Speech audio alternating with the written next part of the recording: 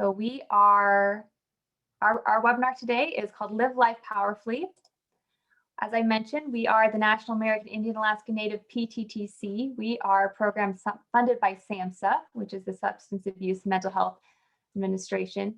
We are located at the University of Iowa in Iowa City. For our webinar follow-up today, we will be getting in touch with you following today's event to share our survey link with you. We will also be posting it in the chat box towards the end of our webinar today. We will be saving conversation from chat and sharing that. We will also be recording today's session, and you will receive a link to the recording for our webinar as well. As I mentioned, we have an evaluation that we do for our webinars. This is known as GIPRA.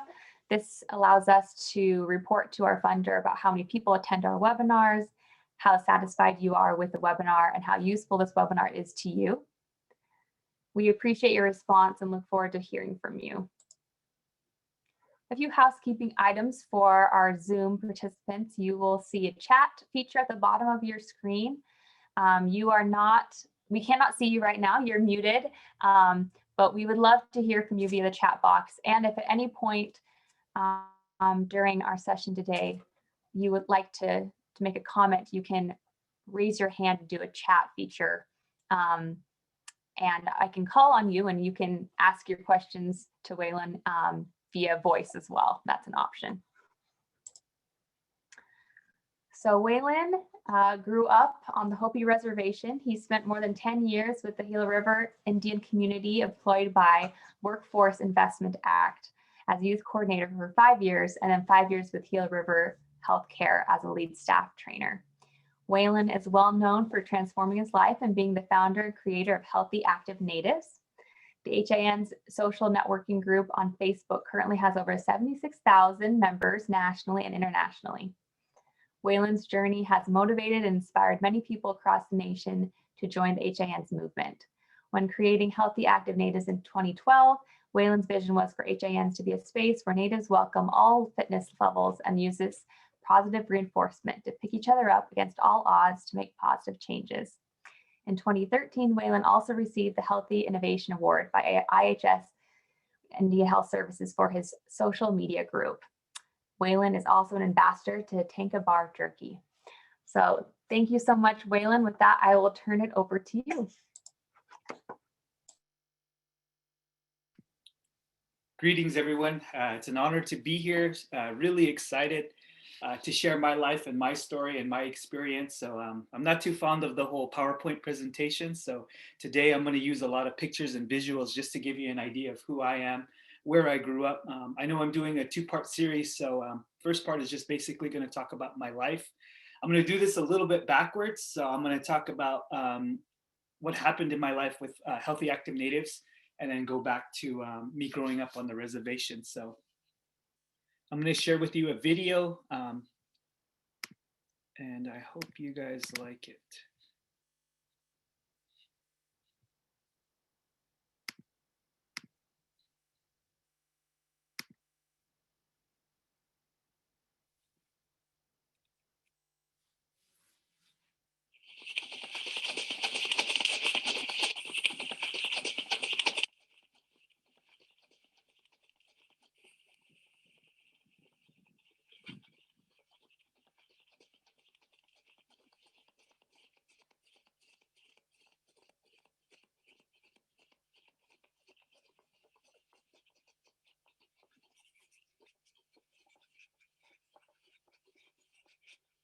Waylon Pahona is a Hopi Tewa and Maricopa Peepash native. He is also the founder of Healthy Active Natives, or HANS for short. Now nearing 70,000 members, HANS is one of the world's largest Native American health and fitness groups on social media today.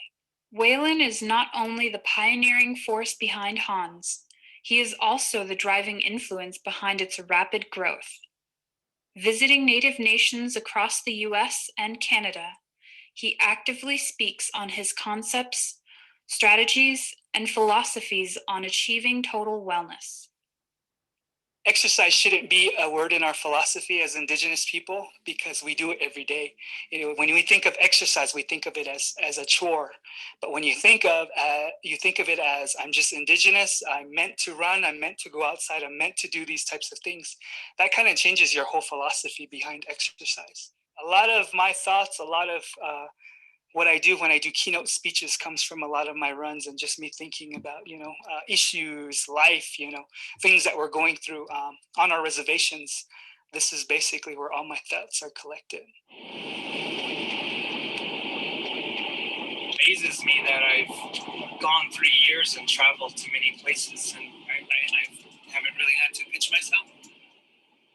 Now that I look back at Healthy Active Natives, look back 4 or 5 years ago. 4 or 5 years ago, we were still just kind of not. We weren't. What do I say? We weren't approaching each other. We weren't seeing each other in different places. We weren't running at the parks, in different cities. And I think Healthy Active Natives bridge that gap to create healthy friendships where people are. Let's go to the park. Let's go run some mileage. Let's meet here. Let's have this challenge. Let's do these types of things, and let's form little groups where we can meet at parks. That I honestly believe wouldn't happen without Healthy Active Natives because more natives started uplifting each other. More natives started engaging in more healthy events and asking people to join them, and people were doing it. And so it was amazing to it's still amazing to see that. I watch people on their social media and what they post, and then I remember when they made that connection with that person, and to see them hanging out together or to drive hundreds of miles to run a race together. They don't know it, but it makes me happy. It still does. It's like wow, that just this small thing created friendships across the world, and it's even funny. People message me all the time and say, I actually met my husband and it's interesting that people have actually, it was never supposed to be a dating site. It was never meant for you to meet anybody, in that way. But there's actually people that have been that are now married because of Healthy Active Natives. It's a pretty tight community, so they know I live here. A lot of people that don't from Arizona think I live in the city. So I've been here about a year and a half now. I moved here because, I was in a relationship for 18 years of my life and moved to my brother's home. I wouldn't call this home, because my brother is no longer alive. So I don't go into the kitchen. I just basically wash my clothes, go into the restroom to take a shower and pretty much stay in here. This is where all my work happens. And my brother passed away. And so I really haven't felt like this being really my home because, I still feel like this is his home. And, there's some sort of respect, I guess I should say, that I don't go other places in the house. So. My older brother, 3 years ago, lost his life to diabetes, high blood pressure. He was very unhealthy. Part of me helping people, with exercise and wellness was my family. My father has been a diabetic for years. He's been on dialysis for 15. The life expectancy for natives, they say is 5. Anybody on dialysis, they don't last very long. My father was on dialysis for 15 years, and it was amazing. He was very healthy. But I knew one day, I was always trying to prepare myself for something to happen. So when I got the call that my father no longer wanted to be on dialysis, he wanted to go home. I did my research, and I was like, well, it depends on the case, how healthy they are. They could last for a week, they could last for 2 weeks, they could last up to a month. And so I thought, okay, my father, he's very healthy. So I drove up with my mother and an uncle to North Carolina, where my father was living, and we drove up there and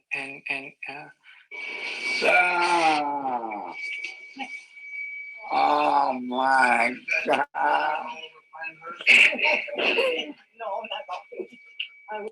I was told that when a person comes to this earth, they come in the fetal position.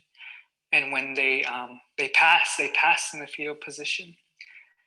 And so it's interesting because when my father was laying there, I was playing Hopi music for him, and he grabbed my phone and he looks at it and he's watching the dances, and then he gives my phone back, and then he just slowly curls up in a ball, and then he passes, and that was the most beautiful thing for me, because by then everything that I've been through in my life has built me up to this moment, to help my people, helping my family, to get through that grieving process, going to meet people in different conferences, they've all helped build me to be this strong person, and I still have my days where, I cry, where I get lonely, I'm alone. Maybe 85% of the time is me traveling, speaking, eating dinner by myself. I've had to make a lot of different changes, and the hardest thing to do, by making these impacts with people, is spending time with your children, and then just seeing them go. So I know it's a sacrifice that I've made to impact Native communities by speaking to them, and also having my kids understand that, that I'm doing it for a reason. I'm doing it to help other people, and they know. My boys really, they love what I do. They're always questioning, Dad, where did you go? And sometimes we talk and we share. It's a sacrifice that's created them to be more powerful. It's a sacrifice that it's created them to use their mind, to not worry about where I'm at, but to use that mind to get them from point A to point B, because that's really how life should be. It's what you feel inside and what our culture, our history, to be these powerful indigenous beings, to run hundreds of miles, to do all of these things have created us, our ancestors, what they've been through, all of that historical trauma, assimilation, all of those really bad things actually created us to be these powerful indigenous people. And I try to get people to look at it more as a positive. All the scars that we bear, those are what make us powerful people. And it's like, I can't say enough of how we've evolved from all of that trauma.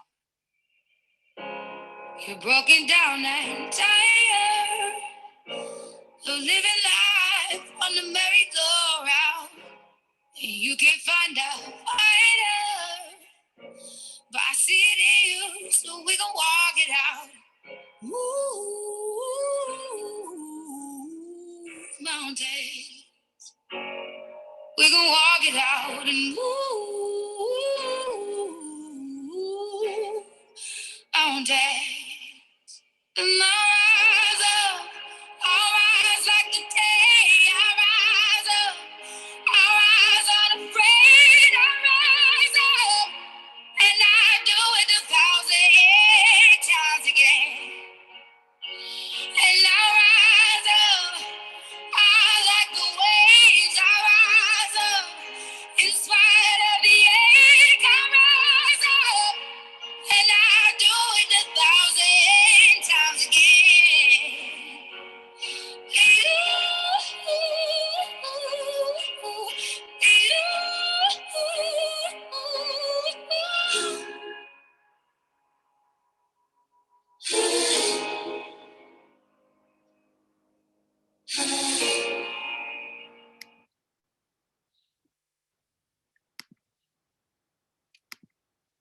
Hope you all enjoyed the video.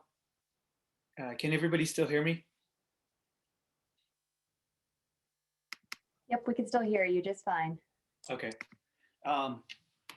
So a lot of people follow the work that I do. It's interesting because a lot of people consider me this fitness guru who pitches health and wellness as far as exercise and physical weightlifting. But in all honesty, I've traveled across the U.S. and Canada, and I've talked about health and wellness. Never once do I talk about actual exercise. And I'm going to go into that. I want to share you guys where I've been, how I got to that point. I've traveled to hundreds of places, hundreds of reservations. I've been sometimes even 3 reservations in a span of just a few days, flying in and out, trying to motivate and empower Indigenous people, because unfortunately, my story isn't unique. My story, everybody can relate to what I'm going to share with you today. And so I'm going to go ahead and start and let you guys know. I grew up on the Hopi Reservation. Hopi is right in the smack dab of the Navajo Reservation. One of our villages, the Walpi village, the one in the lower corner, is the oldest inhabited village in the entire US. It's been there for thousands of years. We also have the Tewa people who are there. Hopi people are known as peaceful people. And so we had the Tewas come in to protect us due to people raiding our villages. And so they made a pact with the Tewa people. And so now we have Hopis and Tewas that live on the reservation. So the Tewas were considered warriors. And so I'm actually Hopi and Tewa. Our ceremonies are all very sacred. I don't like to use the word secretive because they're very sacred to us. You won't see very many of them shown publicly. We go underground in our kivas.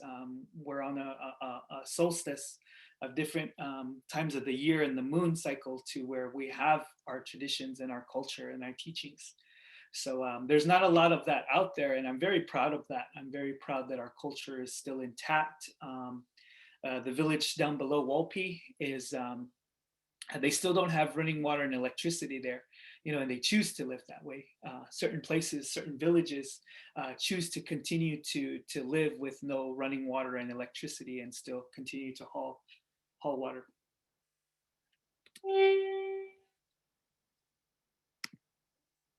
Growing up in Hopi, this was me as a young little guy. I was this little, I don't know if you guys know, but Hopis are very short people. This was me about 4 years old, 5 years old. I was probably, my mom told me I was the longest kid on WIC. I believe I was on WIC until I was 6 years old because I was too small and I was still undergrown. So I was fed all that commodity cheese, all that good commodity food. And so, I stand a short frame of 5'7", little Hopi guy. So you can imagine me at this age, how small I was. I would participate in our ceremonies. We had social dances during the year where we would all participate. This is the only time that you would see these publicly seen. People would gather. We also have other ceremonies where you're not able to see the ceremony. And so this is me when I was a younger kid. Growing up, I was always very, very, very, how would I word, mischievous. I mean, when I was younger, I caused a fire out on my village. I also spray painted a car. I tried to spray paint a bird on a car, and this was me at this young age. I one time made a fort out of fiberglass and made a bed out of it, and my mom was so mad because I was into everything, and she had to scrub me down because of all of that fiberglass. But this year in particular, I was sexually abused. Me being a young child, sexually abused, how I filtered my emotions, how I took care of myself is I drew. I taught myself at a very young age to be a really great artist, but I also felt I wasn't the smartest kid. I was also in special education classes because I was diagnosed with disability, a learning disability. Crazy thing is I never knew that I had a learning disability. I never knew this until I actually graduated high school. I found these forms, these IEPs, I found all of these records of me growing up. And I remember the first time I found out, I cried. I cried because my parents hid it from me. they didn't share, and they were I don't know if they didn't want me to know that I had a learning disability, but I was in special education classes, and kind of wondered why some of the students, had behavioral issues. I myself had behavioral issues. I was always in and out of the principal's office. I was always doing something mischievous. At this age, I was already getting suspended from school.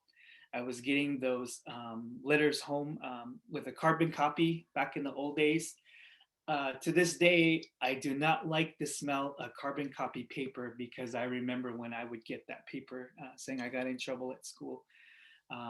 It's crazy. I don't even know if they have carbon paper anymore. Um, Throughout that time drawing, I also, because of the sexual abuse, because everything that I've been through, how I also helped keep my mindset from thinking of everything was sports. As you can see here, I'm wearing the old school jersey on top of my shirt. Back in the day, in early 90s, that was a thing. I grew up in the early 80s, mid 80s to the 90s. That was my era, my teen years. This is another hard picture to look at.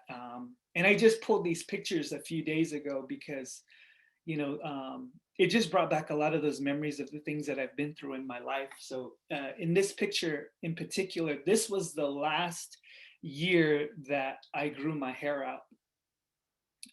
I completely, after this, cut my hair completely off. I was 13 in this picture, and I was in the 8th grade. And so my father was a baseball coach. He would pick up kids on the reservation and drive them from different villages. And he wanted them to have an outlet, because out there was nothing. The closest town is about 100 miles away for us to get groceries. When the store closes, it closes. And so, you're kind of screwed with getting your supplies. So yeah, it's a very remote area. And so my father every summer would pick up kids. He was known as a baseball coach for the high school. And one day in particular, when I was 13 years old, we were driving to pick up one of my teammates. And as we parked the car, my teammate gets in, and we start to drive off. And as we drive off, we hear the most horrible scream.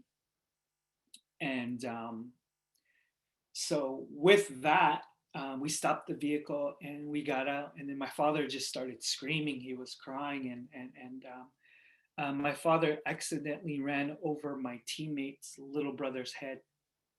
And so there was brain matter everywhere, just spewing out from underneath the tire. My father picked up the child, held him in his arms, and we watched that little boy take his last breath. It was pretty tough to see that. Being so young and witnessing a child lose their life. From this time, it changed my father forever. He started drinking more. He was already drinking. I remember times where he would beat my mom. Sometimes he wouldn't come home, and he would just be gone for days. And so again, my outlet was sports when he wasn't there to coach me.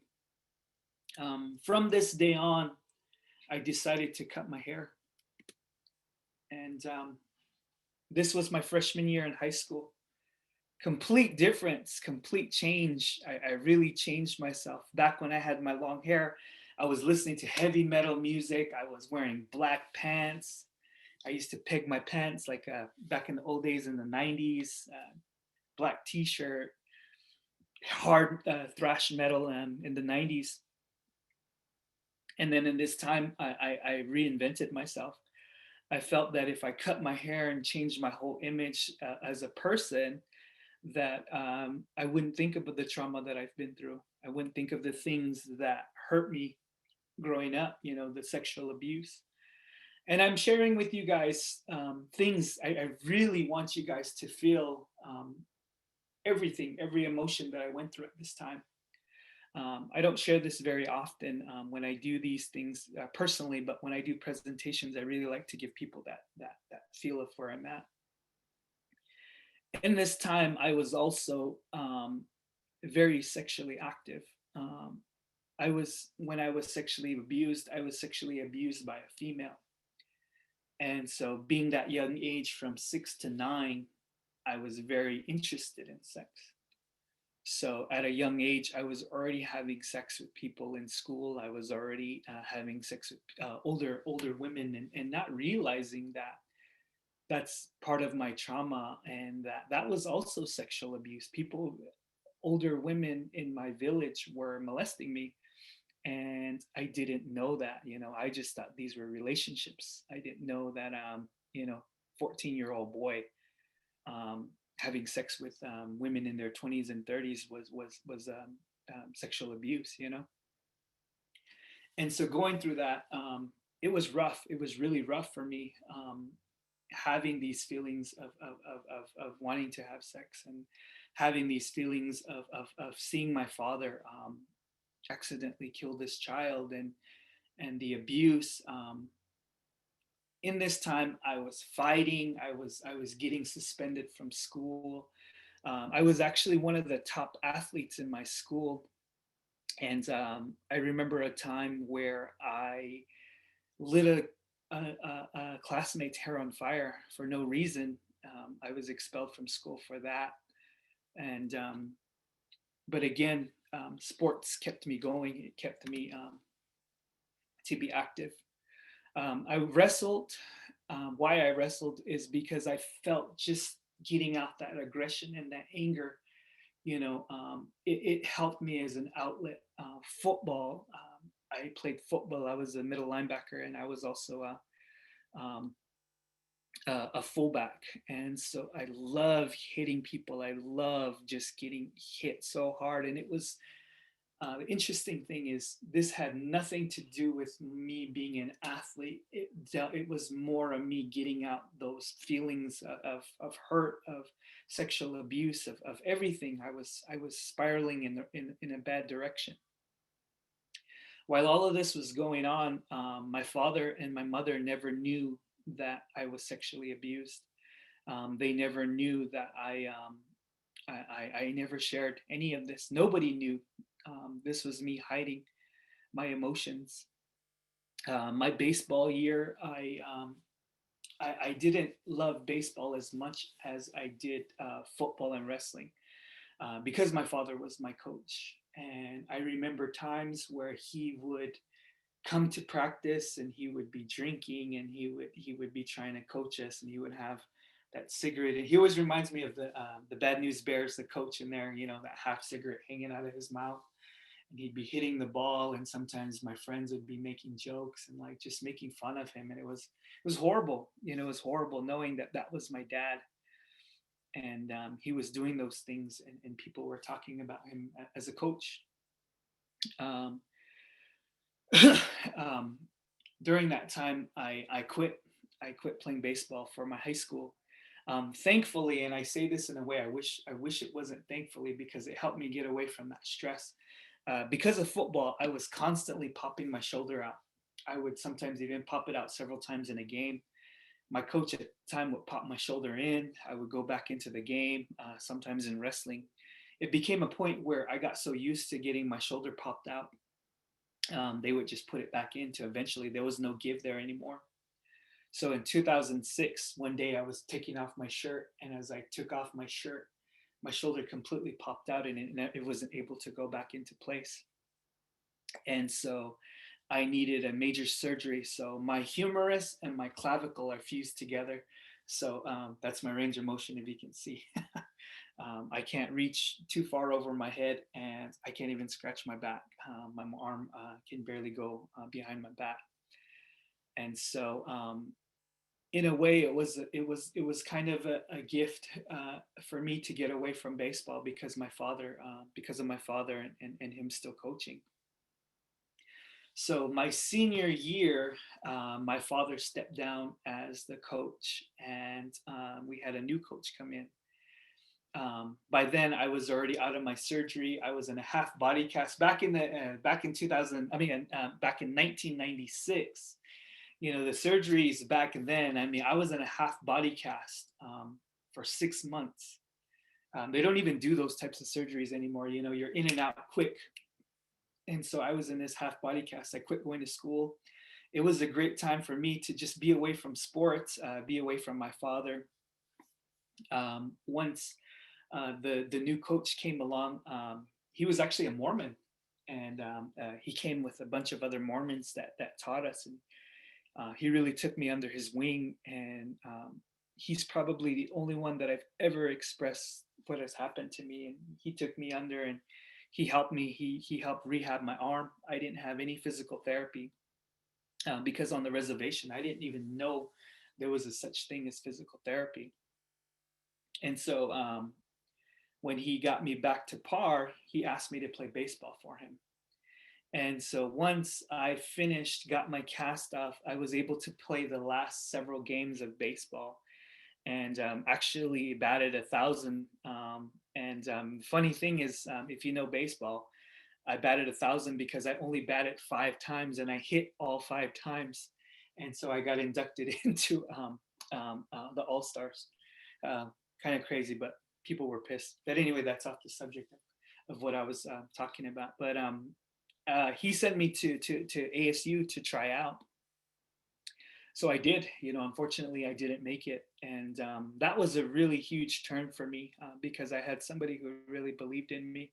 And not to say that my father didn't, but it really put me down, and I decided. In the picture down below with the West, I played in the All Stars. I played East versus West. We played New Mexico. And from that, I didn't want to go to college. I didn't want to play sports. I didn't want people to tell me what to do. I didn't want to get up early in the morning to practice. I didn't want to do any of that anymore. And so in this particular picture on the bottom, I was there at the All Stars at a dorm, and one of my friends who also went to the All Stars said, "Screw it, let's ditch college and let's go up to Yellowstone National Park and work for the park." And I agreed with him. He said, "I'll give you the paperwork. I already got hired." And this was like I'm saying that we were getting ready to play the All Star, and so my parents were not too happy that I decided to do this rather than get a scholarship for sports. I ended up going to Yellowstone National Park and working in the park system. When I got there, the day that I got there, my best friend, who I played football with, who recruited me to go with him, got kicked out of Yellowstone National Park for drinking. And so here I am stuck at Yellowstone National Park, this reservation kid who grew up with no town near.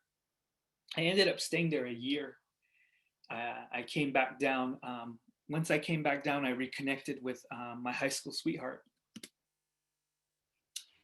And once I came back down, I gained over 260 pounds.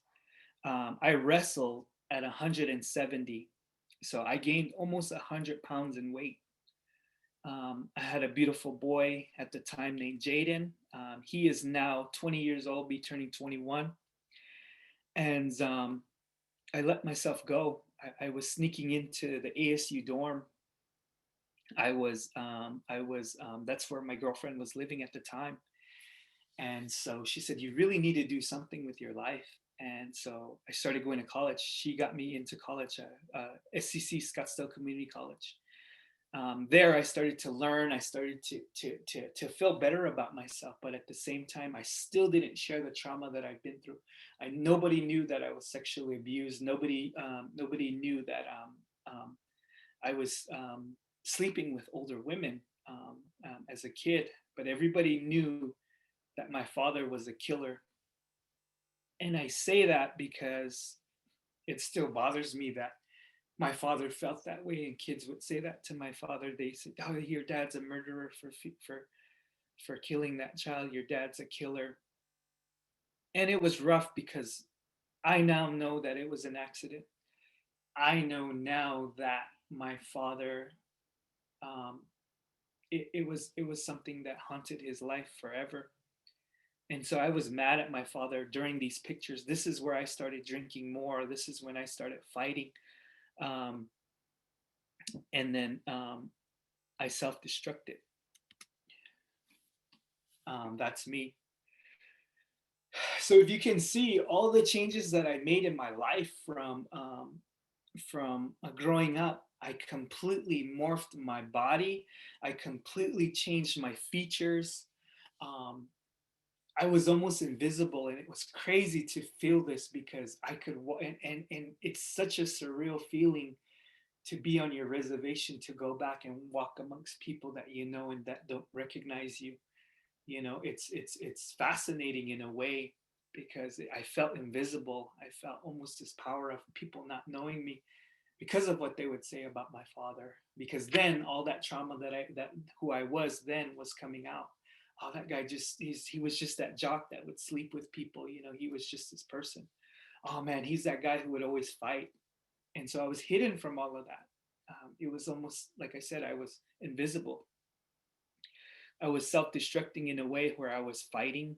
Um, so I actually I've had 3 eye surgeries on my left eye.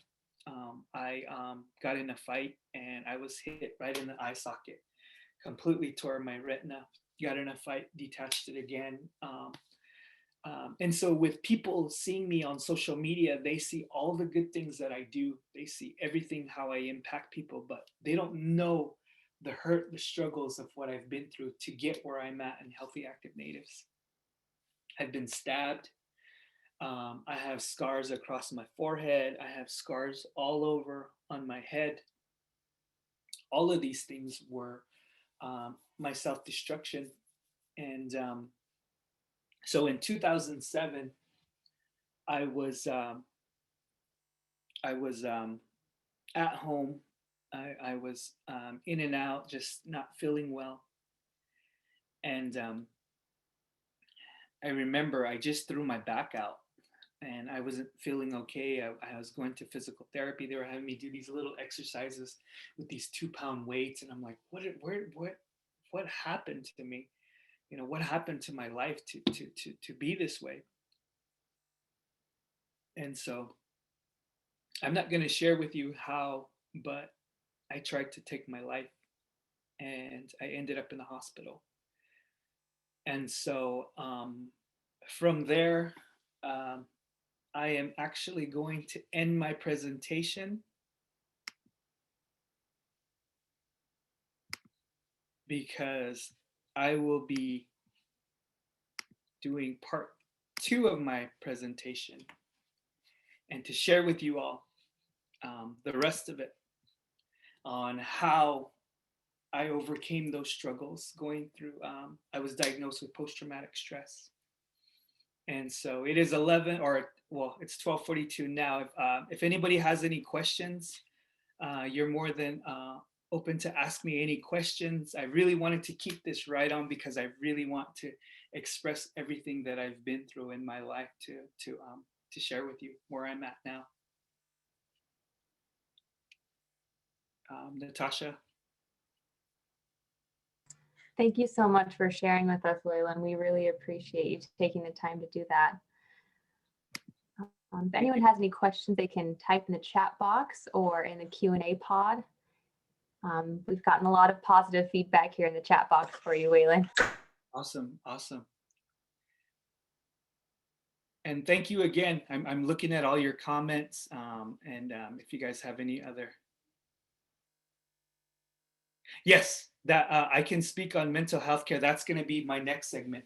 I'm going to share and express with you where the turning point. So right now, really, I just wanted to give you guys everything how I grew up on the reservation to taking that step forward into recovery, to taking that step into behavioral health. You know, that's a whole entire story in itself because you all know that natives don't like to share and express themselves. The second part is in February, and I don't know if Natasha can put the second part of this on in February. So yes, I will be sharing all of that. My kids know. How do you share this part with your kids? How I share this with my kids is I'm very open. I'm very open, and it's interesting because kids these days, they don't like to listen to their parents, but my boys, when they find out I'm speaking at a high school, when I'm speaking to other youth, when I'm going places, they want to be there. So it's so fascinating, because me, I never wanted to hear my parents lecture other people. I never wanted to hear my father as a coach, express himself. But I am an open book to everything with them. Everything that I've done in my life, they know all about. And so my boys are beautiful. They've taken my experiences and they've learned from them as well. Part 2 will be on February 24th. And so I'll continue this conversation. But if you guys have any more questions, I'm on.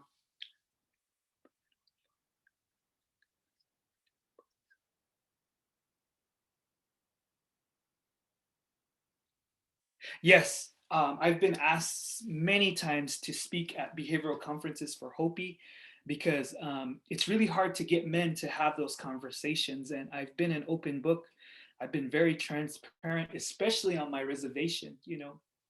Those of you guys know that we hide these things because we're so proud as Native people. We don't want to know that something has been done to our parent, one of us, and especially sexual abuse. That's something that is very taboo to talk about on reservations. And I've shared my experience, and I've actually had Native men come to me and cry, and thank me for sharing. I don't know. Thank you, Joanna. Waylon, we have a few questions in the question and answer pod. Can I read those to you? Sure. I don't Yes. see those. Yeah, so Gina has asked, was anyone ever prosecuted for the sexual abuse for you? No, and the interesting thing is, I did a presentation in Utah, and the person who sexually abused me at that time actually heard me speak, and I know she knew that I was talking about her, and I forgave her, and she came up to me and she gave me the biggest hug.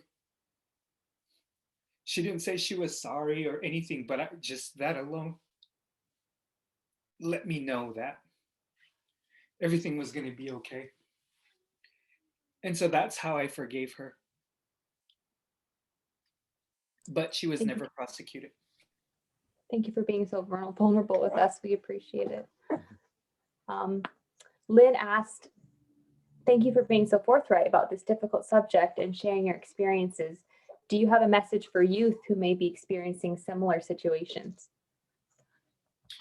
Yeah, it's really hard to get them to and that's why I like doing these talks, because I express to them, I let kids know that we feel we hide our emotions. How I hid my emotions was through physical activity, exercise. I was masking it with drawing. I was doing things, but I was bottling up to where it was becoming so much of a rage that I finally just bursted over, and I could have lost my life. And I let them know that, that they do need to express themselves. They do need to share those things, and that it's okay to receive help. It's okay to reach out to someone for support. And that's what we need to do. And so sometimes I'll go back to our teachings and tell them it's not okay, that warrior-like mindset. You do need to cry. You do need to express yourself. Thank you. Lynn also asked a follow-up question. What is your recommendation for connecting with those kids on a professional level? I tried my best to get to whoever I can. Unfortunately, and those of you guys know this, some people aren't really ready to have these conversations. I've worked in numerous, and I've been doing this for at least almost 8-9 years. And some places will be like, well, can you not talk about this? Can you not talk about that? And it seems like the more places that I talk about it, the more engagement. I mean, I have kids who follow me on social media.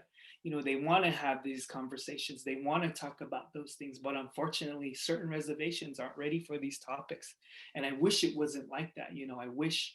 So every time I do these conversations, and they ask me a certain okay, we need you to do this. What I ask them is, I need to get your behavioral health involved. I need them to be in the conversation. They need to be there, because what I'm going to share and express is pretty rough. Now, I won't go in really big detail how I am with you guys, because I know you guys are professionals that are doing this work. I don't go too in depth with all of this, so it's a little bit more watered down, my conversation. But unfortunately, it's not easy for some reservations to give me the green light to talk about these issues. Thank you. We have another question. In addition to programs and spaces that promote wellness through physical activity, what other spaces or programs do you think youth could benefit from, like music or art, things that are not traditional forms of therapy? So right now, I recently stepped down as the director of the Fort Mojave tribe. I was overseeing their wellness center. And with that wellness center in the past 2.5 years, I created a program, a PE program. We were one of the first reservations to teach PE to the kids, and we were a wellness center. We got our certification. We had sports for the kids. We had cooking demos for our nutrition classes. What we need to do is just keep these kids busy, and the hard part about that, and I'm going to say it again, it comes with passion. You have to be really passionate. I received an award called the Healthy Innovation Award from IHS several years ago. And I like what the lady said, Dorothy Dupree at the time. She was the director of IHS. She said, what is it about this guy that he can get people to do things and just be powerful with how he does it? He's never got a grant for $1 million. He's never got any money. And she goes, well, I'm going to answer my own question.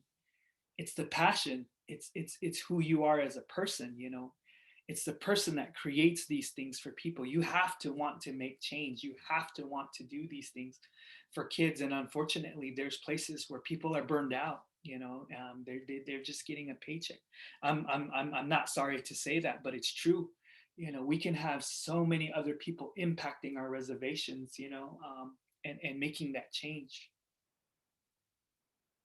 I hope that answers the question. Yeah, thank you so much. We have another question from James. To me, I think you found purpose. Would you agree? And what is your purpose? He also shares, I feel your pain, you are supported, and I feel that too.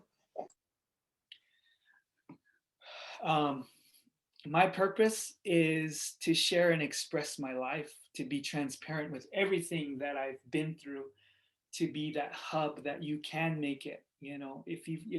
You've already heard everything that I've been through, but you all know, even some of you guys on this call are still healing.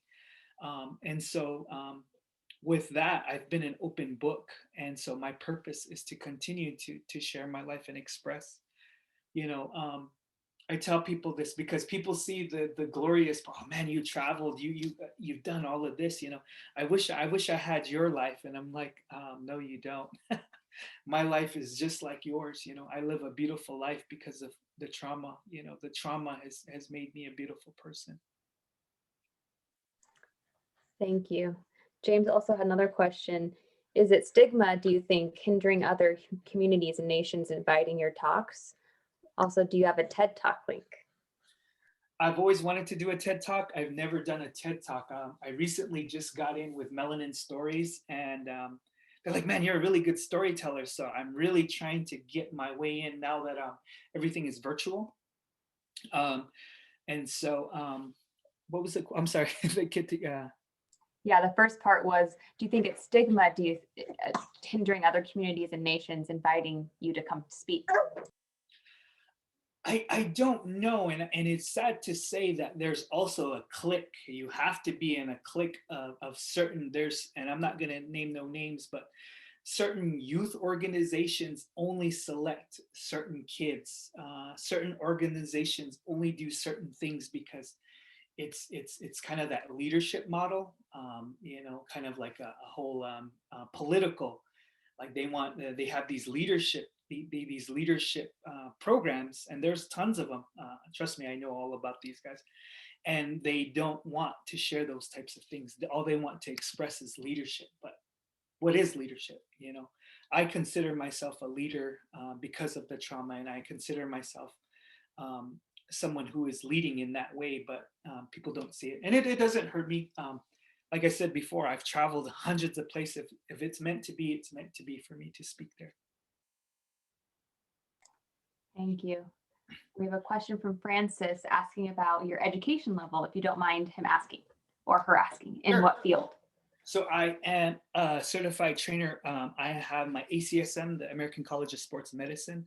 So I worked, and that was gonna be the next part of this, but I'll share with you in my growth. I'll just share that I ended up working in physical therapy as a personal trainer, because that's going to go into the next topic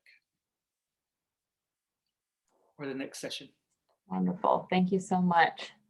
So that is the end of questions that I have, and it looks like we have about 5 minutes left to the top of the hour. Any last minute burning questions for Waylon? Again, thank you guys so much. I really hope you enjoyed my presentation and being transparent with my life. I'll go into further detail about how I made those changes. And I hope I stuck to time, because I can talk forever.